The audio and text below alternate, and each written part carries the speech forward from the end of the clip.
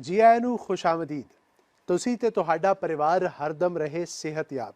ਇਸੇ ਦੁਆ ਦੇ ਨਾਲ ਲੈ ਹਾਜ਼ਰ ਹਾਂ ਮੈਂ ਪੀਟੀਸੀ ਨਿਊਜ਼ ਦਾ ਇਹ ਖਾਸ ਉਪਰਾਲਾ ਡਾਕਟਰ ਸਪੀਕ, ਜਿਸ ਵਿੱਚ ਵੱਖ-ਵੱਖ ਬਿਮਾਰੀਆਂ ਬਾਰੇ ਮੈਂ ਕਰਦਾ ਹਾਂ ਚਰਚਾ ਵੱਖ-ਵੱਖ ਡਾਕਟਰਸ ਦੇ ਨਾਲ। ਤੇ ਕੀ ਅਜਿਹਾ ਤੁਸੀਂ ਕਰੋ ਕਿ ਨਾ ਤੁਹਾਨੂੰ ਕਮਰ ਦਾ ਦਰਦ ਹੋਵੇ ਤੇ ਨਾ ਹੀ ਡਿਸਕ ਦੀ ਸਮੱਸਿਆ ਆਵੇ।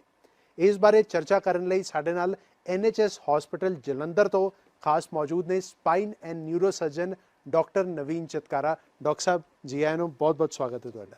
Thank you very much. ਤੇ ਸਾਰੇ ਸਰੋਤਿਆਂ ਨੂੰ, ਸੁਣਨ ਵਾਲਿਆਂ ਨੂੰ ਮੇਰਾ ਬਹੁਤ ਬਹੁਤ ਬਹੁਤ ਨਮਸਕਾਰ ਤੇ ਸਤਿ ਸ਼੍ਰੀ ਅਕਾਲ। ਅੱਜ ਅਸੀਂ ਬਹੁਤ ਹੀ ਇੱਕ ਜ਼ਰੂਰੀ ਚੀਜ਼ ਉੱਪਰ ਚਰਚਾ ਕਰਾਂਗੇ।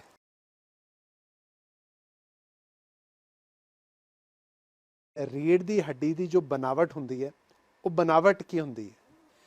ਦੇਖੋ, ਇਸ ਤਰ੍ਹਾਂ ਹੈਗਾ ਕਿ ਇਹ ਮੈਂ ਇੱਕ ਮਾਡਲ ਨਾਲ ਲੈ ਕੇ ਆਇਆ ਸੀਗਾ ਕਿ ਇਹ ਸਾਡੇ ਸਰੀਰ ਦੀ ਰੀੜ੍ਹ ਦੀ ਹੱਡੀ ਹੈ, ਇਹ ਉਹਦਾ ਅਗਲਾ ਹਿੱਸਾ ਤੇ ਇਹ ਸਾਡਾ ਪਿਛਲਾ ਹਿੱਸਾ ਹੈਗਾ ਹੱਡੀ ਦਾ।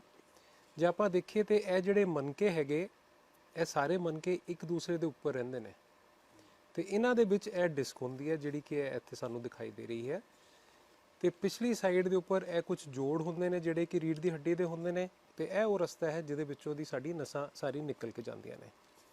ਜੇ ਆਪਾਂ ਦੇਖੀਏ, ਮੈਂ ਕਈ ਵਾਰ ਆਪਣੇ ਮਰੀਜ਼ਾਂ ਨੂੰ ਸਮਝਾਉਣਾ ਕਿ ਜੋ ਇਹ ਮਣਕੇ ਹੈਗੇ ਇਹ ਇੱਕ ਪਿੱਲਰ ਦੀ ਤਰ੍ਹਾਂ ਹੈ ਜਿਹਦੇ ਵਿੱਚ ਇੱਟਾਂ ਲੱਗੀਆਂ ਨੇ ਤੇ ਇੱਟਾਂ ਦੇ ਵਿੱਚ ਸੀਮੈਂਟ ਲੱਗਿਆ ਹੈ। ਸੋ ਇਹ ਸਾਡੀ ਰੀੜ੍ਹ ਦੀ ਹੱਡੀ ਜੋ ਕਿ ਸਭ ਤੋਂ ਜ਼ਰੂਰੀ ਚੀਜ਼ ਸਾਡੇ ਸਰੀਰ ਦੇ ਵਿੱਚ ਹੈ, ਉਹ ਇਸ ਤਰ੍ਹਾਂ ਦੀ ਇਹਨਾਂ ਦੀ ਸੰਰਚਨਾ ਹੁੰਦੀ ਹੈ।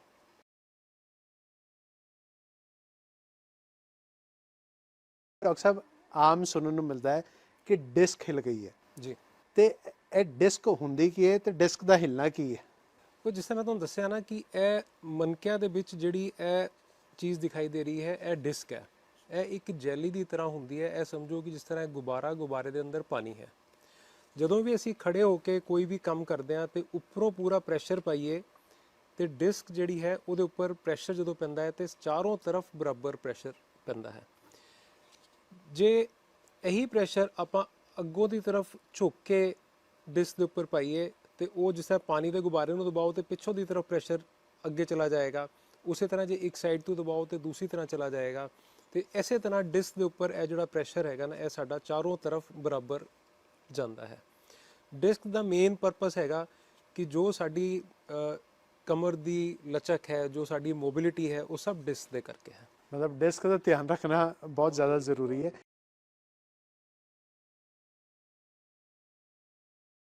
ਡਿਸਕ ਤੇ ਪ੍ਰੈਸ਼ਰ ਦਾ, ਡਾਕਟਰ ਸਾਹਿਬ ਜਿਵੇਂ ਤੁਸੀਂ ਕਿਹਾ ਕਿ ਡਿਸਕ ਤੇ ਪ੍ਰੈਸ਼ਰ ਦਾ ਜੇ ਮਤਲਬ ਅਸੀਂ ਵੇਖਣਾ ਚਾਹੀਏ, ਉਹ ਮਤਲਬ ਕੀ ਨਿਕਲਦਾ? ਇਹ ਬਹੁਤ ਹੀ ਅੱਛਾ ਸਵਾਲ ਹੈ। ਜਿਸ ਤਰ੍ਹਾਂ ਮੈਂ ਤੁਹਾਨੂੰ ਦੱਸ ਰਿਹਾ ਸੀਗਾ ਨਾ ਕਿ ਇਹ ਡਿਸਕ ਜਿਹੜੀ ਹੈ ਉਹ ਪਾਣੀ ਦੇ ਗੁਬਾਰੇ ਦੀ ਤਰ੍ਹਾਂ ਹੈ। ਉਹਦੇ ਉੱਪਰ ਜੇ ਆਪਾਂ ਪ੍ਰੈਸ਼ਰ ਚਾਰੋਂ ਤਰਫ ਬਰਾਬਰ ਪਏਗਾ ਤੇ ਉਹਦੇ ਫਟਣ ਦੇ ਚਾਂਸਸ ਬਹੁਤ ਘੱਟ ਹੁੰਦੇ ਨੇ। ਜੇ ਪ੍ਰੈਸ਼ਰ ਉਹਦੇ ਵਿੱਚ ਬਹੁਤ ਜ਼ਿਆਦਾ ਹੋ ਜਾਏਗਾ ਉਸ ਦੇ ਉੱਪਰ, ਤੇ ਜਿਸ ਤਰ੍ਹਾਂ ਗੁਬਾਰਾ ਫਟਦਾ ਉਹਨੂੰ ਆਪਾਂ ਦਬਾਉਣ ਦੀ ਕੋਸ਼ਿਸ਼ ਕਰੀਏ, ਉਸੇ ਤਰ੍ਹਾਂ ਡਿਸਕ ਦੇ ਉੱਪਰ ਜੇ ਪ੍ਰੈਸ਼ਰ ਹੋਏਗਾ ਤਾਂ ਡਿਸਕ ਵੀ ਫਟਣ ਦੇ ਚਾਂਸਸ ਰਹਿੰਦੇ ਨੇ। ਮੈਂ ਇੱਕ ਤੁਹਾਨੂੰ ਇਹ ਸਾਂਝਾ ਕਰ ਰਿਹਾ, ਇੱਕ ਚਾਰਟ ਹੈ ਜੋ ਸਾਨੂੰ ਸਾਡੇ ਨੋਰਮਲ ਜੋ ਕੰਮ ਕਰਨ ਦੇ ਜਾਂ ਨੋਰਮਲ ਖੜੇ ਬੈਠਣ ਲੇਟਣ ਦੇ ਤਰੀਕੇ ਦੇ ਉੱਪਰ ਸਾਡੇ ਡਿਸਕ ਦੇ ਅੰਦਰ ਕਿੰਨਾ ਪ੍ਰੈਸ਼ਰ ਹੁੰਦਾ ਹੈ, ਇਹਨੂੰ ਸਾਇੰਟੀਫਿਕਲੀ ਰਿਕਾਰਡ ਕਰਕੇ ਮੈਂ ਇਸ ਚਾਰਟ ਦੇ ਉੱਪਰ ਲੈ ਕੇ ਆਇਆ। ਜੇ ਤੁਸੀਂ ਚਾਰਟ ਦੇਖਦੇ ਹੋ, ਇਹ ਸਪਾਈਨ ਹੈ ਜੋ ਸਾਡੀ ਰੀੜ੍ਹ ਦੀ ਹੱਡੀ ਹੈ, ਇਹ ਉਹਦਾ ਫਰੰਟ ਹੈ ਤੇ ਇਹ ਬੈਕ ਸਾਈਡ ਹੈ। ਜਦੋਂ ਅਸੀਂ ਸਿੱਧੇ ਲੇਟਨੇ ਆ ਤੇ ਇਹ ਡਿਸਕ ਦੇ ਉੱਪਰ ਜਿਹੜਾ ਪ੍ਰੈਸ਼ਰ ਹੈ ਨਾ, ਉਹ 25, ਇੱਕ ਫਿਗਰ ਮੈਂ ਤੁਹਾਨੂੰ ਦੱਸ ਰਿਹਾ, 25 ਪਾਉਂਡ ਦਾ ਪ੍ਰੈਸ਼ਰ ਡਿਸਕ ਦੇ ਉੱਪਰ ਹੁੰਦਾ ਹੈ। ਜਦੋਂ ਅਸੀਂ ਇਹੀ ਸਾਈਡ ਟਰਨ ਕਰਕੇ ਲੇਟ ਜਾਈਏ ਤੇ ਇਹ ਪ੍ਰੈਸ਼ਰ ਜਿਹੜਾ ਹੈ ਉਹ 75 ਹੋ ਜਾਂਦਾ ਹੈ। ਆਪਾਂ ਜਦੋਂ ਬੈਠ ਜਾਂਦੇ ਆ ਤੇ ਇਹੀ ਪ੍ਰੈਸ਼ਰ ਇੱਕ ਡਿਸਕ ਦੇ ਉੱਪਰ ਜਿਹੜਾ ਹੈ ਨਾ ਉਹ 100 ਦਾ ਹੋ ਜਾਂਦਾ। ਬੈਠ ਕੇ ਜੇ ਆਪਾਂ ਖੜੇ ਹੋ ਜਾਈਏ ਤੇ ਇਹੀ ਪ੍ਰੈਸ਼ਰ 150 ਹੋ ਜਾਂਦਾ ਤੇ ਜੇ ਖੜੇ ਹੋ ਕੇ ਥੋੜਾ ਜਿਹਾ ਝੁਕ ਜਾਈਏ ਤੇ ਇਹ ਪ੍ਰੈਸ਼ਰ 220 ਹੋ ਜਾਂਦਾ। ਸੋ ਹਰ ਪੋਸਚਰ ਦੇ ਨਾਲ ਇਹ ਪ੍ਰੈਸ਼ਰ ਇੰਕਰੀਜ਼ ਹੋ ਜਾਂਦਾ ਹੈ ਤੇ ਜਦੋਂ ਆਪਾਂ ਝੁਕ ਕੇ ਕੋਈ ਵਜ਼ਨ ਚੁੱਕਦੇ ਹਾਂ ਤੇ ਇਹ ਪ੍ਰੈਸ਼ਰ ਹੋਰ ਵੀ ਜ਼ਿਆਦਾ ਡਿਸਕ ਦੇ ਉੱਪਰ ਹੋ ਜਾਂਦਾ ਹੈ। ਆਮ ਤੌਰ ਤੇ ਧਾਰਨਾ ਹੁੰਦੀ ਹੈ ਕਿ ਜੇ ਅਸੀਂ ਕੋਈ ਚੀਜ਼ ਭਾਰੀ ਚੱਕਣੀ ਹੈ ਤੇ ਬੈਠ ਕੇ ਚੱਕ ਲਓ। ਇਹ ਚਾਰਟ ਤੁਹਾਨੂੰ ਦੱਸੇਗਾ ਕਿ ਇਹ ਚੀਜ਼ ਗਲਤ ਹੈ, ਕਿ ਜੋ ਪ੍ਰੈਸ਼ਰ ਬੈਠਣ ਦੇ ਵਿੱਚ ਹੈ ਉਹ ਖੜਨ ਦੇ ਮੁਕਾਬਲੇ ਪ੍ਰੈਸ਼ਰ ਜ਼ਿਆਦਾ ਹੈ। ਜੇ ਆਪਾਂ ਸਿੱਧੇ ਖੜੇ ਹੋਈਏ ਤੇ ਪ੍ਰੈਸ਼ਰ 100 ਹੈ, ਲੇਕਿਨ ਬੈਠਣ ਦੇ ਵਿੱਚ 140 ਹੈ। ਖੜੇ ਹੋ ਕੇ ਝੁਕਣਾ ਜੇ ਪ੍ਰੈਸ਼ਰ 150 ਹੈ ਤੇ ਬੈਠ ਕੇ ਝੁਕਣਾ 185। ਖੜੇ ਹੋ ਕੇ ਝੁਕ ਕੇ ਵਜਨ ਜੇ ਚੱਕਣਾ ਹੋਏ ਤੇ ਪ੍ਰੈਸ਼ਰ 220 ਹੈ, ਲੇਕਿਨ ਜੇ ਬੈਠ ਕੇ ਝੁਕ ਕੇ ਆਪਾਂ ਕੋਈ ਵਜਨ ਚੱਕਣ ਦੀ ਕੋਸ਼ਿਸ਼ ਕਰਦੇ ਹਾਂ ਤੇ ਪ੍ਰੈਸ਼ਰ 275 ਹੈ। ਸੋ ਲੇਟੇ ਦੇ 25 ਤੇ ਵਜਨ ਚੱਕਣ ਦੇ 275। ਸੋ ਇਹਦੇ ਨਾਲ ਸਾਨੂੰ ਆਈਡੀਆ ਹੋ ਜਾਂਦਾ ਹੈ ਕਿ ਕਿਹੜੇ ਕਿਹੜੇ ਕੰਮ ਕਰਨ ਦੇ ਵਿੱਚ ਸਾਡਾ ਪ੍ਰੈਸ਼ਰ ਡਿਸਕ ਦੇ ਵਿੱਚ ਇੰਕਰੀਜ਼ ਹੋ ਜਾਂਦਾ ਹੈ। ਜੇ ਪ੍ਰੈਸ਼ਰ ਜ਼ਿਆਦਾ ਹੋਏਗਾ ਤੇ ਡਿਸਕ ਦੇ ਰਪਚਰ ਹੋਣ ਦੇ ਚਾਂਸਸ ਜ਼ਿਆਦਾ ਹੋ ਜਾਣਗੇ, ਫਟਣ ਦੇ ਚਾਂਸਸ ਜ਼ਿਆਦਾ ਹੋ ਜਾਣਗੇ, ਡਿਸਕ ਦੀ ਬਿਮਾਰੀ ਹੋਣ ਦੇ ਚਾਂਸਸ ਜ਼ਿਆਦਾ ਹੋ ਜਾਣਗੇ।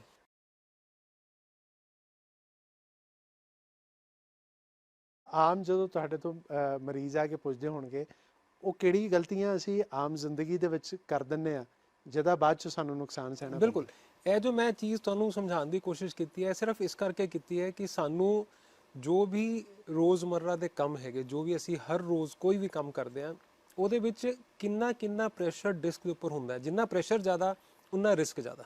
ਮਤਲਬ ਕਿ ਜਦੋਂ ਤੱਕ ਅਸੀਂ ਆਪਣੇ ਸਰੀਰ ਨੂੰ ਅਟੈਕ ਨਹੀਂ ਕਰਦੇ, ਉਹਦਾ ਕਾਊਂਟਰ ਰਿਐਕਸ਼ਨ ਨਹੀਂ ਦਿੰਦਾ। ਜਦੋਂ ਅਸੀਂ ਆਪ ਉਹਦੇ ਨਾਲ ਕੋਈ ਛੇੜਛਾੜ ਕਰਨੇ ਆ ਤੇ ਫਿਰ ਕਾਊਂਟਰ ਰਿਐਕਸ਼ਨ ਦੇ ਵਿੱਚ ਅਜਿਹੀ ਤੇ ਬਿਮਾਰੀ ਦੂਸਰੀ ਇਹਦੇ ਨਾਲ ਚੀਜ਼ ਜਿਹੜੀ ਹੈ ਨਾ ਜ਼ਰੂਰੀ, ਉਹ ਕੀ ਹੈ ਕਿ ਜੇ ਡਿਸਕ ਦੇ ਉੱਪਰ ਆਪਾਂ ਬਿਲਕੁਲ ਉੱਪਰੋਂ ਦਬਾ ਰਹੇ ਹਾਂ ਤੇ ਪ੍ਰੈਸ਼ਰ ਚਾਰੋਂ ਤਰਫ ਬਰਾਬਰ ਹੈ, ਚਾਹੇ ਉਹ 100 ਦਾ ਜਾਂ 150 155 ਵੀ ਹੋ ਜਾਏ, ਲੇਕਿਨ ਜਿਸ ਤਰ੍ਹਾਂ ਹੀ ਆਪਾਂ ਅੱਗੇ ਝੁਕ ਕੇ ਪ੍ਰੈਸ਼ਰ ਪਾ ਰਹੇ ਹਾਂ ਤੇ ਪ੍ਰੈਸ਼ਰ ਹੈਵੀ ਜ਼ਿਆਦਾ, ਤੇ ਫਰਕ ਕੀ ਹੈ ਕਿ ਉਹ ਜਿਹੜਾ ਪ੍ਰੈਸ਼ਰ ਹੈ ਉਹ ਚਾਰੋਂ ਤਰਫ ਬਰਾਬਰ ਜਾਣ ਦੀ ਬਜਾਏ ਅੱਗੇ ਦੀ ਤਰਫ ਜ਼ਿਆਦਾ ਹੈ।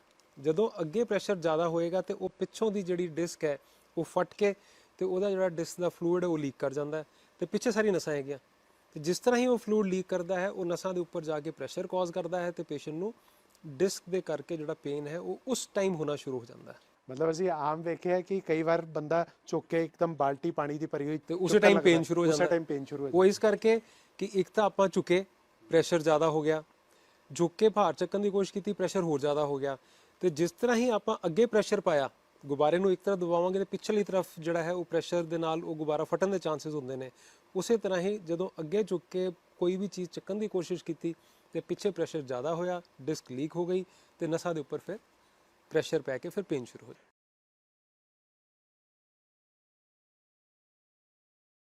ਇੱਥੇ ਇਹ ਵੀ ਜਾਣਨਾ ਚਾਹਾਂਗਾ ਕਿ ਜਿਵੇਂ ਅਸੀਂ ਜ਼ਿਕਰ ਕਰ ਰਹੇ ਸੀ ਕਿ ਅੱਜ ਕੱਲ੍ਹ ਘਰ ਘਰ ਦੇ ਵਿੱਚ ਕਮਰ ਦਰਦ ਦੀ ਬੜੀ ਸਮੱਸਿਆ ਹੈ, ਤੇ ਤੁਹਾਡੇ ਹਿਸਾਬ ਨਾਲ ਆંકੜੇ ਕੀ ਕਹਿੰਦੇ ਨੇ, ਕਿੰਨੇ ਪ੍ਰਤੀਸ਼ਤ ਲੋਕਾਂ ਨੂੰ ਕਮਰ ਦਰਦ ਹੁੰਦਾ ਹੈ? ਆંકੜਿਆਂ ਦੇ ਹਿਸਾਬ ਨਾਲ 80% ਲੋਕਾਂ ਨੂੰ ਆਪਣੀ ਜ਼ਿੰਦਗੀ ਦੇ ਵਿੱਚ ਕਿਸੇ ਨਾ ਕਿਸੇ ਟਾਈਮ ਤੇ ਕਮਰ ਦਾ ਦਰਦ ਹੁੰਦਾ ਹੀ ਹੁੰਦਾ। ਜੇ ਆਪਾਂ ਆਪਣੀ ਆਬਾਦੀ 140 ਕਰੋੜ ਹੈ ਤੇ ਇਹ ਮੰਨ ਲਓ ਕਿ 110 ਕਰੋੜ ਲੋਕਾਂ ਨੂੰ ਕਿਸੇ ਨਾ ਕਿਸੇ ਟਾਈਮ ਦੇ ਉੱਪਰ ਕਮਰ ਦਾ ਦਰਦ ਹੋਏਗਾ ਹੀ ਹੋਏਗਾ। ਉਹ ਚਾਹੇ 10 ਸਾਲ ਦੀ ਉਮਰ 'ਚ ਹੋਏ, ਚਾਹੇ 50 ਸਾਲ ਦੀ ਉਮਰ 'ਚ ਹੋਏ, ਚਾਹੇ 10 ਦਿਨ ਲਈ ਹੋਏ, ਚਾਹੇ 1 ਦਿਨ ਲਈ ਹੋਏ, ਲੇਕਿਨ ਹੋਏਗਾ ਜ਼ਰੂਰ। ਇਹ ਆંકੜੇ ਕਹਿੰਦੇ ਨੇ। ਸ਼ੌਕਿੰਗ ਆંકੜੇ ਮੈਂ ਕਹਿੰਦਾ ਸਾਹਮਣੇ ਲੈ ਕੇ ਆਉਂਦੇ ਨੇ ਕਿ ਜੇ 140 ਕਰੋੜ ਦੀ ਸਾਡੀ ਪੋਪੂਲੇਸ਼ਨ 110 ਕਰੋੜ ਨੂੰ ਹੋਣਾ ਹੀ ਹੋਣਾ ਹੈ। ਪਰ ਇੱਥੇ ਵਿਊਅਰਸ ਦੇ ਮਨ ਦੇ ਵਿੱਚ ਵੀ, ਮੇਰੇ ਮਨ ਦੇ ਵਿੱਚ ਹੀ ਸਵਾਲ ਆ ਰਿਹਾ ਕਿ ਕੀ ਅਜਿਹਾ ਕਰੀਏ ਕਿ ਇਹ ਦਰਦ ਤੋਂ ਬੜੀ ਹੱਦ ਤੱਕ ਬਚਿਆ ਜਾ ਸਕੇ? ਦੇਖੋ, ਆਪਾਂ ਕਹਿੰਦੇ ਆ ਕਿ ਹੈਲਮਟ ਪਾਉਣਾ ਚਾਹੀਦਾ ਜਾਂ ਸੀਟ ਬੈਲਟ ਲਾਣੀ ਚਾਹੀਦੀ ਹੈ। ਉਹਦਾ ਮਕਸਦ ਕੀ ਹੈ ਕਿ ਐਕਸੀਡੈਂਟ ਦਾ ਬਚਾਅ ਤਾਂ ਨਹੀਂ ਆਪਾਂ ਕਿਸੇ ਸਿਚੁਏਸ਼ਨ 'ਚ ਕਰ ਸਕਦੇ, ਲੇਕਿਨ ਆਪਣੇ ਸਿਰ ਦਾ ਬਚਾਅ ਕਰ ਸਕਦੇ ਹਾਂ। ਇਸੇ ਤਰ੍ਹਾਂ ਜਿਸ ਤਰ੍ਹਾਂ ਮੈਂ ਪਹਿਲਾਂ ਤੁਹਾਨੂੰ ਪ੍ਰੈਸ਼ਰਸ ਬਾਰੇ ਦੱਸਿਆ, ਕੁਝ ਮੈਂ ਚੀਜ਼ਾਂ ਬਿਲਕੁਲ ਕਾਨੂੰਨਨ ਦੱਸ ਰਿਹਾ ਕਿ ਜੋ ਚੀਜ਼ ਜੇ ਆਪਾਂ ਕਰੀਏ ਤੇ ਆਪਾਂ ਉਹ 20% ਦੇ ਬਚਾਵਾਂਗੇ ਕਿ ਸਾਨੂੰ ਦਰਦ ਹੋਏ ਹੀ ਨਾ। ਉਹਦੇ ਲਈ ਇੱਕ ਗੋਲਡਨ ਰੂਲ ਅਸੀਂ ਕਹਿੰਦੇ ਹਾਂ, ਇੱਕ ਗੋਲਡਨ ਰੂਲ ਹੈ ਕਿ ਕੰਨ, ਮੋਢਾ ਤੇ ਚੂਲਾ, ਇਹ ਤਿੰਨੋਂ ਇੱਕ ਲਾਈਨ ਦੇ ਵਿੱਚ ਹੋਣੇ ਚਾਹੀਦੇ ਆ। ਤੇ ਇਹ ਜਿਹੜੀ ਲਾਈਨ ਹੈ, ਜੇ ਉਹ ਜ਼ਮੀਨ ਤੋਂ 90 ਡਿਗਰੀ ਦਾ ਕੋਣ ਬਣਾਏਗੀ ਤੇ ਤੁਹਾਨੂੰ ਕਮਰ ਦਾ ਦਰਦ ਕਦੇ ਨਹੀਂ ਹੋ ਸਕਦਾ। ਸੋ ਜੇ ਆਪਾਂ ਬੈਠੇ ਆ ਨਾ, ਸੋ ਬੈਠੇ ਹੋਏ ਇਹ ਤਿੰਨ ਚੀਜ਼ਾਂ ਇੱਕ ਲਾਈਨ ਦੇ ਵਿੱਚ, ਮੈਂ ਹੌਲੀ ਹੌਲੀ ਦੱਸ ਰਿਹਾ ਬਿਕੋਜ਼ ਇਹ ਸਭ ਤੋਂ ਜ਼ਰੂਰੀ ਚੀਜ਼ ਇੱਕੋ ਹੀ ਹੈ, ਮੂਲ ਮੰਤਰ ਕਿ ਕਮਰ, ਮੋਢਾ ਤੇ ਚੂਲਾ ਇੱਕ ਲਾਈਨ ਦੇ ਵਿੱਚ ਤੇ ਜ਼ਮੀਨ ਤੋਂ 90 ਡਿਗਰੀ। ਜਿੰਨਾ ਜੇ ਤੁਸੀਂ ਇੱਕ ਲਾਈਨ 'ਚ ਨਹੀਂ ਹੈਗੇ ਫਿਰ ਗੜਬੜ, ਤੇ ਜੇ ਤੁਹਾਡਾ ਕੋਣ 90 ਤੋਂ ਥੋੜਾ ਜਿਹਾ ਅੱਗੇ ਹੋਣਾ ਹੋ ਗਿਆ ਸ਼ੁਰੂ, ਫਿਰ ਗੜਬੜ। ਸੋ ਇਹ ਚੀਜ਼ ਦਾ ਸਭ ਤੋਂ ਜ਼ਰੂਰੀ ਸਮਝਣ ਵਾਲੀ ਚੀਜ਼ ਹੈ, ਕੋਈ ਵੀ ਕੰਮ ਕਰਨਾ ਹੈ ਜੇ ਇਹ ਇੱਕ ਲਾਈਨ ਤੇ 90 ਡਿਗਰੀ, ਦਰਦ ਨਹੀਂ ਹੋ ਸਕਦਾ।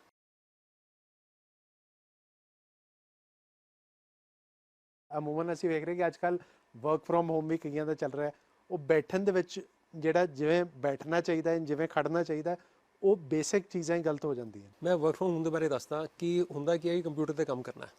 ਬੰਦਾ ਕਹਿੰਦਾ ਬੈਠ ਕੇ ਕੰਮ ਤਾਂ ਕਰ ਰਿਹਾ, ਕਰ ਕੀ ਰਿਹਾ, ਲੇਕਿਨ ਹੁੰਦਾ ਕੀ ਹੈ ਕਿ ਜਦੋਂ ਬੈਠਦਾ ਨਾ ਬੰਦਾ, ਉਹ ਥੋੜਾ ਜਿਹਾ ਅੱਗੇ ਝੁਕ ਕੇ ਇਸ ਤਰ੍ਹਾਂ ਕੰਮ ਕਰਦਾ। ਸੋ ਅੱਗੇ ਝੁਕਦੇ ਕੀ ਹੋ ਗਿਆ, ਲਾਈਨ ਸਿੱਧੀ ਨਹੀਂ ਰਹੀ। ਸੋ ਇਹਦੇ ਵਿੱਚ ਬੈਸਟ ਕੀ ਹੈ ਕਿ ਜੋ ਜਦੋਂ ਬੈਠ ਰਹੇ ਹੋ ਜਿਹੜੀ ਤੁਹਾਡੀ ਬੈਕ ਹੈ ਉਹ ਕੁਰਸੀ ਦੀ ਬੈਕ ਦੇ ਨਾਲ ਬਿਲਕੁਲ ਟੱਚ ਹੋਣੀ ਚਾਹੀਦੀ ਹੈ। ਸੋ ਉਹਦੇ ਨਾਲ ਕੀ ਹੋਏਗਾ ਕਿ ਤੁਸੀਂ ਇੱਕ ਵਾਰੀ ਤਾਂ ਸਿੱਧੇ ਹੋ ਗਏ, ਲੇਕਿਨ ਜਦੋਂ ਕੰਮ ਕਰਨਾ ਸ਼ੁਰੂ ਕਰੋਗੇ ਫਿਰ ਅੱਗੇ ਝੁਕ ਜਾਓਗੇ। ਤੁਹਾਨੂੰ ਆਪਣੀ ਚੇਅਰ ਨੂੰ ਅੱਗੇ ਲੈ ਕੇ ਜਾਣਾ ਹੈ ਤਾਂ ਕਿ ਜਿਹੜੀ ਤੁਹਾਡੀ ਛਾਤੀ ਜਾਂ ਪੇਟ ਹੈ ਉਹ ਟੇਬਲ ਨਾਲ ਟੱਚ ਕਰ ਜਾਏ। ਉਹਦੇ ਨਾਲ ਕੀ ਹੋਏਗਾ ਕਿ ਜਦੋਂ ਤੁਸੀਂ ਕੰਮ ਕਰ ਰਹੇ ਹੋ ਨਾ, ਤੁਸੀਂ ਅੱਗੇ ਨਹੀਂ ਝੁਕੋਗੇ, ਤੁਹਾਡੇ ਹੱਥ ਸਪੋਰਟ ਹੋ ਜਾਣਗੇ। ਟੇਬਲ ਦੇ ਉੱਪਰ ਤੁਸੀਂ ਆਰਾਮ ਨਾਲ ਕੰਮ ਕਰੋ, ਸਿੱਧੇ ਬੈਠ ਕੇ ਕੰਮ ਕਰੋ, ਕੋਈ ਦਿੱਕਤ ਨਹੀਂ ਆਏਗੀ। ਵਰਕ ਫਰੋਮ ਹੋਮ ਜਿਹੜਾ ਤੁਹਾਨੂੰ ਮੰਨ ਲਓ ਅੱਜ ਅੱਧੇ ਘੰਟੇ ਬਾਅਦ ਜਾਂ ਘੰਟੇ ਬਾਅਦ ਤੁਹਾਨੂੰ ਲੱਗਦਾ ਹੈ ਕਮਰ ਦਰਦ ਹੋਣਾ ਸ਼ੁਰੂ ਹੋ ਗਿਆ, ਉਹ ਤੁਹਾਨੂੰ ਪੂਰੇ ਦਿਨ 'ਚ ਵੀ ਨਹੀਂ ਹੋਏਗਾ ਜੇ ਤੁਸੀਂ ਇੱਕ ਲਾਈਨ ਦੇ ਵਿੱਚ ਇਹ ਕਰਕੇ ਚਲੋਗੇ। ਜਦ ਅਜਿਹੀ ਪ੍ਰੋਬਲਮ ਕੋਈ ਹੁੰਦੀ ਹੈ, ਅਮੂਮਨ ਲੋਕ ਕੀ ਕਰਦੇ ਨੇ, ਸਪਰੇਅ ਲਾ ਲਿਆ ਜਾਂ ਕੋਈ ਬਾਮ ਅਪਲਾਈ ਕਰ ਲਈ ਜਾਂ ਤੇਲ ਗਰਮ ਕਰਕੇ ਲਾ ਲਿਆ, ਉਹਦਾ ਕਿੰਨਾ ਕੁ ਅਸਰ ਹੁੰਦਾ? ਦੇਖੋ, ਜਿਹੜੀ ਇਹ ਸਾਰੀ ਚੀਜ਼ਾਂ ਹੈਗੀਆਂ ਨਾ, ਇਹ ਦਰਦ ਨੂੰ ਦਬਾਉਣ ਲਈ ਹੈਗੀਆਂ, ਦਰਦ ਨੂੰ ਠੀਕ ਕਰਨ ਲਈ ਨਹੀਂ ਹੈਗੀਆਂ। ਫਰਕ ਹੈ ਦਬਾਣਾ ਤੇ ਠੀਕ ਕਰਨਾ। ਤੇ ਆਪਾਂ ਅੱਜ ਵਾਲੇ ਐਪੀਸੋਡ 'ਚ ਗੱਲ ਕਰ ਰਹੇ ਹਾਂ ਵੀ ਦਰਦ ਹੋਏ ਹੀ ਨਾ। ਜੇ ਦਰਦ ਹੋਏਗੀ ਨਹੀਂ ਤਾਂ ਆਪਾਂ ਉਸ ਤਰਫ ਤੁਰਾਂਗੇ ਨਹੀਂ। ਸੋ ਇਹ ਚੀਜ਼ਾਂ ਦਰਦ ਨੂੰ ਦਬਾ ਜ਼ਰੂਰ ਦਿੰਦੀਆਂ ਨੇ, ਲੇਕਿਨ ਬੈਸਟ ਤੇ ਸਭ ਤੋਂ ਵਧੀਆ ਚੀਜ਼ ਤਾਂ ਇਹੀ ਹੈ ਕਿ ਆਪਾਂ ਦਰਦ ਹੋਣ ਹੀ ਨਾ ਦਈਏ।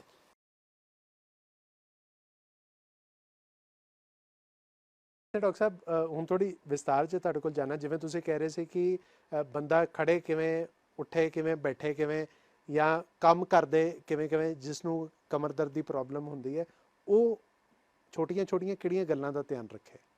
ਦੇਖੋ, ਮੈਂ ਨਾ 2-3 ਗਰੁੱਪਸ ਦੇ ਵਿੱਚ ਡਿਵਾਈਡ ਕਰ ਦਾਂਗਾ। ਘਰ ਦੇ ਵਿੱਚ ਲੇਡੀਜ਼ ਆਮ ਤੌਰ ਤੇ ਸਾਡੇ ਕੋਲ ਬੈਕ ਪੇਨ ਦੇ ਨਾਲ ਆਉਂਦੀਆਂ ਨੇ, ਤੇ ਉਹਨਾਂ ਨੂੰ ਬੈਕ ਪੇਨ ਕਦੋਂ ਹੋਏਗਾ? ਜਦੋਂ ਉਹ ਝਾੜੂ ਲਗਾਉਣਗੀਆਂ, ਪੋਚਾ ਲਗਾਉਣਗੀਆਂ, ਉਹਨਾਂ ਨੇ ਬਰਤਨ ਵੀ ਧੋਣੇ, ਕੱਪੜੇ ਵੀ ਧੋਣੇ, ਰੋਟੀ ਵੀ ਬਣਾਉਣੀ ਤੇ ਬਾਥਰੂਮ ਦੇ ਵਿੱਚ ਸਫਾਈ ਵੀ ਕਰਾਉਣੀ। ਇਹ ਸਾਰੇ ਕੰਮ ਕਰਦੇ ਹੋਏ ਉਹਨਾਂ ਨੂੰ ਪੇਨ ਹੁੰਦਾ।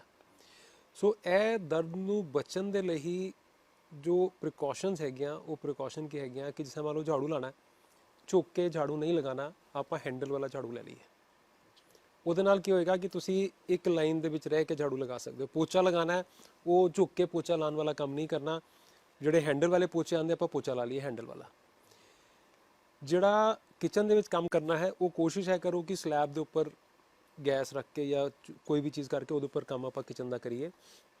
ਤੇ ਕਿਉਂਕਿ ਕਿਚਨ ਦੇ ਵਿੱਚ ਟਾਈਮ ਲੰਬਾ ਲੱਗਦਾ ਲੇਡੀਜ਼ ਨੂੰ, ਤੇ ਹਮੇਸ਼ਾ ਬਿਹਤਰ ਕੀ ਹੁੰਦਾ ਹੈ ਕਿ ਇੱਕ ਪੈਰ ਇੱਕ ਛੋਟੇ ਸਟੂਲ ਦੇ ਉੱਪਰ ਰੱਖ ਕੇ ਕਰੋ। ਉਹਦੇ ਨਾਲ ਜੋ ਸਪਾਈਨ ਦੇ ਉੱਪਰ ਪ੍ਰੈਸ਼ਰ ਹੈ ਉਹ ਕਾਫੀ ਘਟ ਜਾਂਦਾ।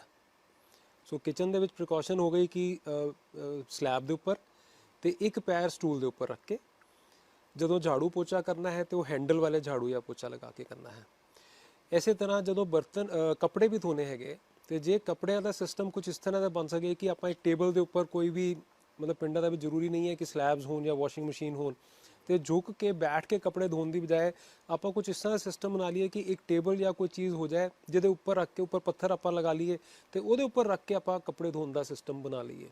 ਉਹਦੇ ਨਾਲ ਜੋ ਝੁੱਕ ਕੇ ਭਾਰੀ ਕੰਮ ਕਰਨ ਵਾਲਾ ਕੰਮ ਹੈ, ਝੁੱਕ ਕੇ ਫਿਰ ਬਾਲਟੀ ਵੀ ਚੱਕਣੀ ਪੈਂਦੀ ਹੈ, ਕੱਪੜੇ ਵੀ ਚੱਕਣੇ, ਉਹ ਫਿਰ ਕਮਰ ਦਰਦ ਹੋਏਗੀ ਨਹੀਂ। ਇਸੇ ਤਰ੍ਹਾਂ ਜਿਹੜਾ ਦੂਸਰਾ ਗਰੁੱਪ ਹੈ, ਉਹਦੇ ਵਿੱਚ ਕੀ ਹੈ ਕਿ ਜਦੋਂ ਵੀ ਅਸੀਂ ਘਰ ਦੇ ਵਿੱਚ ਕੋਈ weight ਚੱਕਣਾ, ਇਹ ਤਾਂ ਸੀਗਾ ਡੇ ਟੂ ਡੇ ਜਿਹੜੀ ਰੂਟੀਨ ਰੋਜ਼ਮर्रा ਦੇ ਕੰਮ ਹੈਗੇ, ਵਜਨ ਨਹੀਂ ਚੱਕਿਆ ਆਪਾਂ, ਸਿਰਫ ਝੁਕਣਾ ਆਪਾਂ ਅਵੋਇਡ ਕੀਤਾ। ਵਜਨ ਚੱਕਰ ਦੇ ਵਿੱਚ ਕੀ ਹੁੰਦਾ ਹੈ ਕਿ ਜਦੋਂ ਆਪਾਂ ਬਾਲਟੀ ਕੋਈ ਚੱਕਣੀ ਹੋਏ, ਉਹ ਬਹੁਤ ਹੀ ਵੱਡਾ ਕਾਰਨ ਬਣਦਾ ਹੈ ਡਿਸਕ ਦੇ ਬਿਮਾਰੀ ਬਣਨ ਦਾ। ਸੋ ਉਹਦੇ ਵਿੱਚ ਕੋਸ਼ਿਸ਼ ਹੋਣੀ ਚਾਹੀਦੀ ਹੈ ਕਿ ਬਾਲਟੀ ਜਿਹੜੀ ਹੈ ਨਾ, ਉਹ ਅੱਧੀ ਹੋਏ, ਬਹੁਤ ਜ਼ਿਆਦਾ ਵਜਨ ਨਾ ਹੋ, ਜਿੰਨਾ ਤੁਸੀਂ ਆਰਾਮ ਨਾਲ ਚੱਕ ਸਕਦੇ ਹੋ ਉਨਾ ਹੋਣਾ ਚਾਹੀਦਾ ਹੈ। ਕੋਸ਼ਿਸ਼ ਹੋਣੀ ਚਾਹੀਦੀ ਹੈ ਕਿ ਜਦੋਂ ਵੀ ਕੋਈ ਵੀ ਭਾਰ ਚੱਕਣਾ ਹੈ, ਉਹ ਭਾਰ ਆਪਣੇ ਸਰੀਰ ਦੇ ਜਿੰਨਾ ਨਜ਼ਦੀਕ ਹੋਏਗਾ ਉਨਾ ਡਿਸਕ ਦੇ ਉੱਪਰ ਪ੍ਰੈਸ਼ਰ ਘੱਟ ਪਏਗਾ। ਕੋਈ ਵੀ ਚੀਜ਼ ਜੇ ਥੱਲੇੋਂ ਚੱਕਣੀ ਹੈ, ਝੁੱਕ ਕੇ ਚੱਕਣ ਦੀ ਬਜਾਏ ਪਹਿਲਾਂ ਥੱਲੇ ਬੈਠ ਜਾਓ ਤੇ ਫਿਰ ਕੋਈ ਚੀਜ਼ ਨੂੰ ਉਠਾ ਕੇ ਤੇ ਸਿੱਧੇ ਖੜੇ ਹੋ ਜਾਓ। ਇਹ ਇੱਕ ਪ੍ਰੀਕਾਸ਼ਨ ਹੋ ਗਈ। ਆਪਾਂ ਜਿਸ ਤਰ੍ਹਾਂ ਬਾਜ਼ਾਰ ਜਾਂਦੇ ਹਾਂ, ਬਾਜ਼ਾਰ ਜਦੋਂ ਆਉਂਦੇ ਹਾਂ ਤੇ ਸ਼ਾਪਿੰਗ ਬੈਗਸ ਸਾਡੇ ਹੱਥ 'ਚ ਹੁੰਦੇ ਨੇ, ਉਹ ਕੋਸ਼ਿਸ਼ ਹੈ ਹੋਣੀ ਚਾਹੀਦੀ ਹੈ ਕਿ ਦੋਨੋਂ ਹੱਥਾਂ ਦੇ ਵਿੱਚ ਲਗਭਗ ਬਰਾਬਰ weight ਹੋਏ। ਛੋਟੀ ਉਮਰ ਦੇ ਵਿੱਚ ਬੱਚੇ ਸਾਡੇ ਕੋਲ ਆਉਂਦੇ ਨੇ ਕਮਰ ਦਰਦ, ਤੇ ਅੱਜ ਕੱਲ੍ਹ ਤਾਂ ਚਲੋ ਛੁੱਟੀਆਂ ਚੱਲ ਰਹੀ ਸਕੂਲਾਂ ਦੀ, ਲੇਕਿਨ ਜਿਹੜੀ ਜਦੋਂ ਸਕੂਲ ਜਾਂਦੇ ਨੇ ਨਾ, ਉਹਨਾਂ ਤੋਂ ਜ਼ਿਆਦਾ ਵਜਨ ਉਹਨਾਂ ਦੇ ਬੈਗਸ ਦਾ ਹੁੰਦਾ। ਸੋ ਬੈਗਸ ਨੂੰ ਬਹੁਤੀ ਵਾਰੀ ਹੁੰਦਾ ਹੈ ਕਿ ਬੱਚਿਆਂ ਨੇ ਆਪਣੇ ਮੋਢਿਆਂ ਦੇ ਉੱਪਰ ਬੈਗਸ ਦਾ ਸਾਰਾ ਵਜਨ ਉਹਨਾਂ ਦੇ ਉੱਪਰ ਹੁੰਦਾ। ਸੋ ਉਹਦੇ ਲਈ ਪ੍ਰੀਕਾਸ਼ਨ ਕੀ ਹੋਣੀ ਚਾਹੀਦੀ ਹੈ ਕਿ ਇੱਕ ਤਾਂ ਜਿਹੜਾ ਬੈਗ ਦਾ ਸਟ੍ਰੈਪ ਹੈ ਉਹ ਛੋਟਾ ਹੋਏ, ਤਾਂ ਕਿ ਸਾਰਾ ਵਜਨ ਜਿਹੜਾ ਹੈ ਨਾ ਉਹ ਉੱਪਰ ਦੀ ਤਰਫ, ਮੋਢੇ ਦੀ ਤਰਫ ਹੋਏ। ਜੇ ਲੰਬਾ ਸਟ੍ਰੈਪ ਹੋਏਗਾ ਨਾ ਤੇ ਉਹ ਬਿਲਕੁਲ ਲੱਕ ਦੇ ਕੋਲ ਬੈਗ ਪਹੁੰਚ ਜਾਂਦਾ ਤੇ ਉਹ ਫਿਰ ਨੁਕਸਾਨ ਕਰਦਾ। ਤੇ ਦੂਸਰਾ ਇਹਦੇ ਵਿੱਚ ਕੀ ਹੈਗਾ ਕਿ ਜੋ ਪੇਰੈਂਟਸ ਹੈਗੇ, ਮਾਪੇ ਹੈਗੇ, ਉਹਨਾਂ ਨੂੰ ਚਾਹੀਦਾ ਹੈ ਕਿ ਟੇਬਲ ਦੇ ਉੱਪਰ ਬੈਗ ਰੱਖ ਦੇਣ ਤੇ ਬੱਚਾ ਫਿਰ ਉਹ ਹੱਥ ਵਿੱਚੋਂ ਦੀ ਪਾ ਕੇ ਤੇ ਖੜਾ ਦੇ ਖੜਾ ਬੈਗ ਪਾ ਕੇ ਤੇ ਖੜਾ ਚੱਲ ਜਾਏ। ਕਿਉਂਕਿ ਜੇ ਉਹ ਥੱਲਿਓਂ ਚੱਕੇਗਾ ਤੇ ਉਹਦੇ ਲਈ ਉਹ ਵਜਨ ਬਹੁਤ ਜ਼ਿਆਦਾ ਹੈ। ਸੋ ਇਹ ਸਕੂਲ ਦੇ ਬੱਚਿਆਂ ਦੇ ਲਈ ਹੀ ਵੀ ਜੇ ਇਹ ਛੋਟੀ ਛੋਟੀ ਚੀਜ਼ਾਂ ਦੀ ਪ੍ਰੀਕਾਸ਼ਨ ਹੈ ਤੇ ਆਪਾਂ ਆਪਣੇ ਕਮਰ ਦੇ ਵਿੱਚ ਦਰਦ ਜਿਹੜਾ ਹੁੰਦਾ ਹੈ ਉਸ ਤੋਂ ਬਚਿਆ ਜਾ ਸਕਦਾ।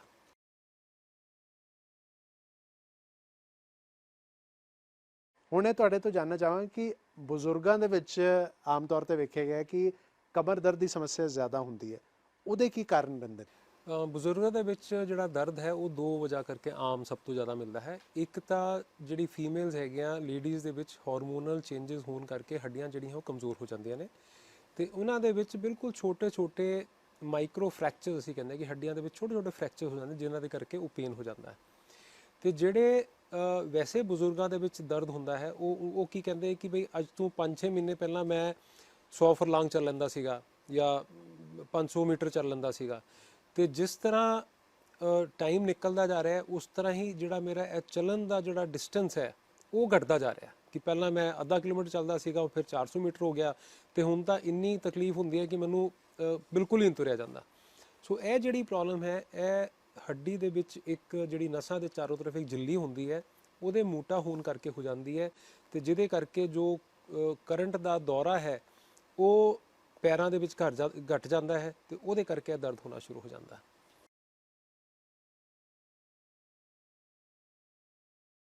ਡਾਕਟਰ ਸਾਹਿਬ ਆਮ ਤੌਰ ਤੇ ਇਹ ਵੀ ਅਸੀਂ ਸੁਣਿਆ ਹੈ ਕਿ ਮੈਂ ਬੈਠਾ ਸੀ ਜਾਂ ਮੈਂ ਜ਼ਿਆਦਾ ਤੁਰ ਗਿਆ ਤੇ ਮੇਰੇ ਕਮਰ 'ਚ ਦਰਦ ਹੋਣਾ ਸ਼ੁਰੂ ਹੋ ਗਿਆ, ਮੇਰੇ ਲੱਕ 'ਚ ਪੀੜ ਹੋਣੀ ਸ਼ੁਰੂ ਹੋ ਗਈ। ਇਹਦੇ ਕੀ ਕਾਰਨ ਇਹ ਕਿ ਵਾਕਈ ਇਹ ਕਾਰਨ ਹੁੰਦੇ ਨੇ? ਹਾਂਜੀ, ਇਹ ਹੁੰਦਾ ਇੱਕ ਤਾਂ ਪੋਸਚਰ ਹੀ ਹੈ। ਜੇ ਆਪਾਂ ਪੋਸਚਰ ਪ੍ਰੋਪਰ ਮੇਨਟੇਨ ਨਹੀਂ ਕਰਾਂਗੇ ਤੇ ਇਹ ਕਮਰ ਦਾ ਦਰਦ ਹੋ ਹੀ ਜਾਏਗਾ। ਤੇ ਦੂਸਰੀ ਸਭ ਤੋਂ ਜਿਹੜੀ ਜ਼ਰੂਰੀ ਚੀਜ਼ ਹੈ ਉਹ ਹੈ ਕਮਰ ਦੀ ਐਕਸਰਸਾਈਜ਼ ਕਰਨਾ। ਕਮਰ ਦੇ ਲਈ ਸਭ ਤੋਂ ਜਿਹੜੀ ਬੈਸਟ ਐਕਸਰਸਾਈਜ਼ ਹੈ, ਅੱਜ ਕੱਲ੍ਹ ਨਾ ਅਸੀਂ ਸੁਣਦੇ ਹਾਂ ਕਿ ਯੋਗਾ ਦੇ ਵਿੱਚ ਸੂਰਿਆ ਨਮਸਕਾਰ ਤੇ ਭੁਜੰਗ ਆਸਨ ਹੋ ਗਿਆ, ਇਹ ਬਹੁਤ ਹੀ ਅੱਛੀ ਐਕਸਰਸਾਈਜ਼ਸ ਕਮਰ ਦੇ ਲਈ ਹੈਗੀਆਂ। ਤੇ ਜਦੋਂ ਵੀ ਅਸੀਂ ਪੇਟ ਦੇ ਬਲ ਲੇਟ ਕੇ ਆਪਣੇ ਸ਼ੋਲਡਰਸ ਮੋਢੇ ਨੂੰ ਜਾਂ ਪੈਰਾਂ ਨੂੰ ਉੱਪਰ ਚੱਕਦੇ ਹਾਂ ਜਿਸ ਦੇ ਨਾਲ ਬੈਕ ਦੀ ਕਮਰ ਦੀ ਦੋ ਸਟਰੈਂਥਨਿੰਗ ਐਕਸਰਸਾਈਜ਼ ਮਸਲਸ ਦੀ ਹੋ ਜਾਂਦੀਆਂ ਨੇ ਤੇ ਜੇ ਉਹ ਮਾਸਪੇਸ਼ੀਆਂ ਨੂੰ ਅਸੀਂ ਮਜ਼ਬੂਤ ਕਰ ਲਾਂਗੇ ਤੇ ਜਿਹੜਾ ਇਹ ਥੋੜਾ ਬਹੁਤਾ ਸਾਨੂੰ ਬਈ ਥੋੜੀ ਦੇਰ ਬੈਠ ਗਏ ਤੇ ਕਮਰ ਦਰਦ ਸ਼ੁਰੂ ਹੋ ਗਿਆ, ਮਤਲਬ ਥੋੜਾ ਜਿਹਾ ਵੀ ਕੁਝ ਕੀਤਾ ਤੇ ਕਮਰ ਦਰਦ ਸ਼ੁਰੂ ਹੋ ਗਿਆ, ਉਹ ਚੀਜ਼ਾਂ ਸਾਡੇ ਨਹੀਂ ਹੋਣਗੀਆਂ। ਪਰ ਇਹਦੇ ਜਿਵੇਂ ਤੁਸੀਂ ਐਕਸਰਸਾਈਜ਼ ਦਾ ਜ਼ਿਕਰ ਕਰ ਰਹੇ ਹੋ, ਆਮ ਤੌਰ ਤੇ ਜਦ ਵੀ ਯੋਗਾ ਕੋਈ ਕਰਨ ਲੱਗਦਾ ਹੈ ਜਾਂ ਜਿਮ 'ਚ ਜਾਂਦਾ ਹੈ ਉਹਨੂੰ ਪਹਿਲੇ ਪੁੱਛਦੇ ਨੇ ਕਿ ਤੈਨੂੰ ਕਮਰ ਦੀ ਕੋਈ ਲੱਕ ਪੀੜ ਦੀ ਕੋਈ ਸਮੱਸਿਆ ਤਾਂ ਨਹੀਂ ਹੈ? ਹਾਂਜੀ, ਉਹ ਬਹੁਤ ਜ਼ਰੂਰੀ ਹੈ ਕਿਉਂਕਿ ਜਦੋਂ ਵੀ ਕਮਰ ਦਰਦ ਹੋਏਗਾ ਤੇ ਸਾਨੂੰ ਪਹਿਲਾਂ ਹੀ ਦੇਖਣਾ ਪੈਂਦਾ ਹੈ ਕਿ ਜਿਸ ਤਰ੍ਹਾਂ ਮੈਂ ਦਿਖਾਇਆ ਕਿ ਸਪਾਈਨ ਦਾ ਜੋ ਸਟਰਕਚਰ ਹੈ, ਜੋ ਬਨਾਵਟ ਹੈ ਉਹਦੇ ਵਿੱਚ ਜੋੜ ਵੀ ਹੈਗੇ, ਡਿਸਕ ਵੀ ਹੈਗੀ, ਮਾਸਪੇਸ਼ੀਆਂ ਵੀ ਹੈਗੀਆਂ ਤੇ ਬਹੁਤ ਸਾਰੀ ਚੀਜ਼ਾਂ ਹੈਗੀਆਂ। ਤੇ ਜੇ ਕੋਈ ਵੀ ਇੱਕ ਚੀਜ਼ ਦੇ ਵਿੱਚ ਪਹਿਲਾਂ ਹੀ ਸੱਟ ਲੱਗ ਕੇ ਕਮਰ ਦਰਦ ਹੋ ਰਹੀ ਹੈ ਤੇ ਜੇ ਆਪਾਂ ਉਸੇ ਚੀਜ਼ ਨੂੰ ਬਚਾਏ ਬਿਨਾ ਐਕਸਰਸਾਈਜ਼ ਯੋਗਾ ਜਾਂ ਕੋਈ ਵੀ ਚੀਜ਼ ਸ਼ੁਰੂ ਕਰ ਦਾਂਗੇ ਤੇ ਉਹ ਦਰਦ ਤਾਂ ਠੀਕ ਹੋਏਗਾ ਨਹੀਂ ਬਲਕਿ ਹੋਰ ਖਰਾਬ ਹੋ ਜਾਏਗਾ। ਕਦੀ ਅਜਿਹਾ ਵੀ ਡਾਕਟਰ ਸਾਹਿਬ ਹੁੰਦਾ ਹੈ ਕਿ ਐਕਸਰਸਾਈਜ਼ ਕਰਨ ਗਏ ਜਾਂ ਜਿਮ ਦੇ ਵਿੱਚ ਗਏ ਤਾਂ ਉਹ ਗਲਤ ਐਕਸਰਸਾਈਜ਼ ਕਰ ਲਈ, ਉਹਦੇ ਕਾਰਨ ਉਹ ਸਮੱਸਿਆ ਸ਼ੁਰੂ ਹੋ ਗਈ ਜਿਹੜੀ ਪਹਿਲੇ ਨਹੀਂ ਸੀ? ਬਿਲਕੁਲ ਠੀਕ ਹੈ ਜੀ। ਮੈਂ ਹੈਲਥ ਕਲੱਬ ਜਦੋਂ ਵੀ ਜਾਂਦਾ ਨਾ ਤੇ ਮੈਂ ਆਬਜ਼ਰਵ ਕਰਦਾ ਕਿ ਜਿਹੜੇ ਬਹੁਤ ਸਾਰੇ ਟ੍ਰੇਨਰਸ ਹੈਗੇ ਉਹ ਆਮ ਤੌਰ ਤੇ ਟ੍ਰੇਨਰਸ ਹੁੰਦੇ ਨੇ ਜਿਹੜੇ ਕਿ ਹੈਲਥ ਕਲੱਬ ਦੇ ਵਿੱਚ ਐਕਸਰਸਾਈਜ਼ ਕਰਕੇ ਹੀ ਆਪਣੇ ਆਪ ਨੂੰ ਟ੍ਰੇਨਰਸ ਬਣ ਜਾਂਦੇ ਨੇ। ਤੇ ਮੇਰੀ ਆਪਣੀ ਇੱਕ ਆਬਜ਼ਰਵੇਸ਼ਨ ਹੈ ਕਿਉਂਕਿ ਮੈਂ ਸਪਾਈਨ ਨੂੰ ਆਪਰੇਟ ਕਰਦਾ, ਮੈਨੂੰ ਪਤਾ ਹੈ ਕਿ ਰੀੜ੍ਹ ਦੀ ਹੱਡੀ ਦੇ ਅੰਦਰ ਕੀ ਕੀ ਚੀਜ਼ ਨੋਰਮਲ ਹੁੰਦੀ ਹੈ। ਤੇ ਮੇਰੀ ਆਪਣੀ ਜੋ ਆਬਜ਼ਰਵੇਸ਼ਨ ਹੈ ਉਹ ਹੈ ਕਿ ਲਗਭਗ 80% ਲੋਕੀ ਗਲਤ ਐਕਸਰਸਾਈਜ਼ ਕਰਦੇ। ਐਕਸਰਸਾਈਜ਼ ਕਰਦੇ ਹੋਏ ਸਿਰਫ ਇੱਕ ਚੀਜ਼ ਦਾ ਧਿਆਨ ਰੱਖਣਾ ਚਾਹੀਦਾ ਹੈ ਕਿ ਜੇ ਆਪਾਂ ਬਾਜੂਆਂ ਦੀ ਐਕਸਰਸਾਈਜ਼ ਕਰ ਰਹੇ ਹਾਂ ਤੇ ਸਾਰਾ ਦਾ ਸਾਰਾ ਫੋਕਸ ਜੋ ਧਿਆਨ ਹੈ ਤੁਹਾਡਾ ਉਹ ਬਾਜ਼ੂ ਦੀ ਐਕਸਰਸਾਈਜ਼ ਉੱਪਰ ਹੀ ਹੋਣਾ ਚਾਹੀਦਾ ਹੈ। ਤੁਹਾਡੀ ਕਮਰ ਬਿਲਕੁਲ ਸਿੱਧੀ ਰਹਿਣੀ ਚਾਹੀਦੀ ਹੈ, ਉਹਦੇ ਉੱਪਰ ਜ਼ੋਰ ਨਹੀਂ ਲੱਗਣਾ ਚਾਹੀਦਾ। ਦੂਸਰਾ ਇਹਦੇ ਵਿੱਚ ਧਿਆਨ ਰੱਖਣ ਵਾਲੀ ਚੀਜ਼ ਹੈਗੀ ਕਿ ਜਿੰਨਾ ਵਜ਼ਨ ਤੁਹਾਡਾ ਸਰੀਰ ਚੱਕ ਸਕਦਾ ਹੈ ਉਸ ਤੋਂ ਥੋੜਾ ਜਿਹਾ ਘੱਟ ਹੀ ਰੱਖੋ। ਜੇ ਉਸ ਤੋਂ ਜ਼ਿਆਦਾ ਚੱਕਣ ਦੀ ਕੋਸ਼ਿਸ਼ ਕਰੋਗੇ, ਉਹ ਹੁੰਦਾ ਕਿ ਨਾ ਹੱਲਾਸ਼ੇਰੀ ਹੁੰਦੀ ਹੈ ਕਿ ਚੱਕ ਲਓ ਚੱਕ ਲਓ ਚੱਕ ਲਓ, ਉਹ ਫਿਰ ਚੱਕਣ ਦੇ ਟਾਈਮ ਤੇ ਉਹ ਝਟਕਾ ਲੱਗਦਾ ਤੇ ਉਹ ਝਟਕਾ ਜਿਹੜਾ ਹੈਗਾ ਨਾ ਉਹ ਬਾਜੂਆਂ ਤੇ ਘੱਟ ਤੇ ਰੀੜ੍ਹ ਦੀ ਹੱਡੀ ਦੇ ਉੱਪਰ ਜ਼ਿਆਦਾ ਲੱਗਦਾ, ਜਿਸ ਦੇ ਕਰਕੇ ਉਹ ਕਮਰ ਦਰਦ ਹੋ ਜਾਂਦੀ ਹੈ। ਤੇ ਜਿਹੜਾ ਬੰਦਾ ਫਿਜ਼ੀਕਲ ਆਪਣੇ ਆਪ ਨੂੰ ਫਿੱਟ ਮੰਨਦਾ ਹੈ ਉਹ ਵੀ ਸਾਡੇ ਕੋਲ ਕਮਰ ਦੇ ਦਰਦ ਕਰਕੇ ਆਉਂਦਾ ਕਿਉਂਕਿ ਉਹ ਕਮਰ ਦੇ ਵਿੱਚ ਪ੍ਰੋਬਲਮ ਡਿਸਕ ਦੇ ਹਰਨੀਸ਼ਨ ਕਰਕੇ ਹੋ ਜਾਂਦੀ ਹੈ। ਤੇ ਰਨਿੰਗ ਦੇ ਦੌਰਾਨ ਜਾਂ ਵਾਕਿੰਗ ਦੇ ਦੌਰਾਨ ਜਾਂ ਬ੍ਰਿਸਕ ਵਾਕ ਜਿਹੜੀ ਕਰ ਰਹੇ ਆ ਉਹਦੇ ਵੇਲੇ ਵੀ ਕੁਝ ਇਹਤਿਆਤ ਰੱਖਣੀ ਚਾਹੀਦੀ? ਸਟ੍ਰੈਚਿੰਗ ਐਕਸਰਸਾਈਜ਼ ਪਹਿਲਾਂ ਕੀਤੀ ਜਾਣੀ ਚਾਹੀਦੀ ਹੈ ਤਾਂ ਕਿ ਜੋ ਸਾਡੇ ਜੋੜ ਹੈਗੇ ਉਹ ਖੁੱਲ ਜਾਣ, ਮਾਸਪੇਸ਼ੀਆਂ ਖੁੱਲ ਜਾਣ ਇਸ ਤੋਂ ਪਹਿਲਾਂ ਕਿ ਆਪਾਂ ਰਨਿੰਗ ਸ਼ੁਰੂ ਕਰੀਏ। ਤੇ ਵਾਰਮ ਅਪ ਹੋਣਾ ਬਹੁਤ ਜ਼ਰੂਰੀ ਹੈ। ਜੇ ਆਪਾਂ ਆਪਣੇ ਮਾਸਪੇਸ਼ੀਆਂ ਨੂੰ ਪ੍ਰੋਪਰ ਇੱਕ ਗਰਮੀ ਦੇ ਕੇ ਫਿਰ ਰਨਿੰਗ ਸ਼ੁਰੂ ਕਰਾਂਗੇ ਤੇ ਜੋ ਇੰਜਰੀ ਹੈ ਜੁਆਇੰਟਸ ਨੂੰ ਵੀ ਤੇ ਇੰਜਰੀ ਜਿਹੜੀ ਮਸਲਸ ਨੂੰ ਵੀ ਹੈਗੀਆਂ ਉਹ ਨਹੀਂ ਹੋਣਗੀਆਂ ਤੇ ਇਹ ਜਿਹੜੀ ਸਪੋਰਟਸ ਰਿਲੇਟਡ ਇੰਜਰੀ ਹੈਗੇ ਇਹਨਾਂ ਤੋਂ ਬਚਾਅ ਹੋ ਸਕਦਾ।